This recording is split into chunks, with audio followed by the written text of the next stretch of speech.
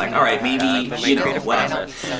All I know is I'm in Brooklyn that day. And I'm like, Yesterday, a man pointed at me in the street and said, "What the hell is that?" I wanted to turn around and tell him that I got this dress on sale and I got this body for free. But you have been making me pay for both ever since. Street tags. Hi everyone, my name is Alok, as in Tell Me a Joke Alok, or a locomotive engine, Choo Choo. And I'm a gender non-conforming writer and performance artist based out of New York City. I have a complicated relationship with pride. Spoiler alert. I think a lot of people forget that Pride was started by trans and gender non-conforming people of color, and that it's our communities who actually have been doing the brunt of the work for everyone and are still experiencing the most violence. The Gay Liberation Front, which was an activist group that was founded after the Stonewall riots in New York City, understood gay to actually be a political term meant to challenge the heterosexual gender binary and all of heterosexual norms. The gay movement fought for the right to privacy and not actually the right to be in public.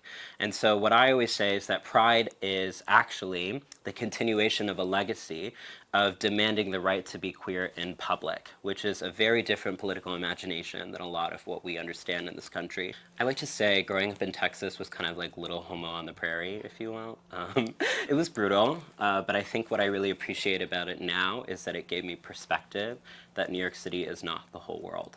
And so I think what I'm always trying to think with my art is how do I actually bring this message outside of an urban enclave where we can say that things have gotten so much better for LGBT people, but in a place like where I grew up, queer kids are still struggling to get access to basic resources. I think for me, style was always really important because I didn't get to consent to my gender or my race.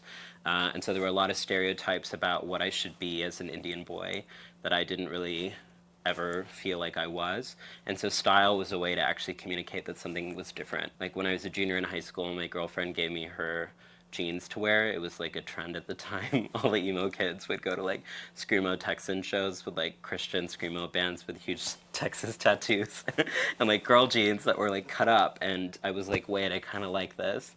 So style was a really great way where I had permission to experiment, I think, in a society, a culture, and a family that disincentivized experimentation and told me that there was one way to be. The most incredible fashion is by cartoon characters. So when people say that I look like a clown, I'm actually really excited by that. Like, why would we ambition to look like humans? That's so boring in like 2016. So I'm really interested in cartoon villains, especially because that's one of the only sites of gender nonconformity in our culture. So people like Ursula, who I think is such a fashion icon for me. I'm like, wow, Ursula, you are really... Ursula invented fashion in a lot of ways. I think for me, it's always been a performance art tradition for trans people to take all of the violence that is hurled at us and to actually turn that into our accessories. So there's a direct correlation between the harassment and discrimination I experience and how high my heels are, and how many insults I receive online and how long my earrings are. So I'm always thinking of my creativity as a recycling process of taking all the negativity, the homophobia, the transphobia, the racism, and actually providing the world something beautiful. I think about how in New York City it used to be illegal to cross-dress. If you wore more than 2 articles of clothing different than your assigned gender, they would throw you in prison. And I think about how my trans foremothers actually would get out of prison, dust off their shoes, and go back onto the streets. This sense of always bouncing back, even though the world tries to disappear you, is so fundamental to my creative process.